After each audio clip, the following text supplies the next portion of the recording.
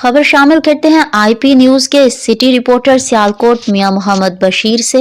गिलगित बल्तिस्तान की मजलिस कानून साज के 2026 के आम इंतखाबात के लिए पाकिस्तान मुस्लिम लीग नून के पार्लिमानी बोर्ड का इजलास शुरू। वजीर आजम शहबाज शरीफ, नायब वजीर आजम इसहाक डार, वजीर आला मरियम नवाज शरीफ और दीगर पार्टी रहनुमा ने इजलास के आमद पर मोहम्मद नवाज शरीफ का इस्तकबाल किया। 23 रुकनी पार्लिमानी बोर्ड का इजलास पाकिस्तान मुस्लिम लीग नून के सदूर और बोर्ड के सरबराह मोहम्मद नवाज शरीफ की सदारत में हो रहा है। पार्लिमानी बोर्ड गिलगित बल्तिस्तान के आम इंतखाबात के लिए पार्टी के मौजूद उम्मीदवारों को चुनेगा। Party secretary general Ahsan Iqbal, Khawaja Muhammad Asif, Khawaja Saad Rafique, Gilgit Baltistan के पार्टी सदर हाफिज हफीजुर रहमान भी पार्लिमानी बोर्ड के इजलास में शामिल है।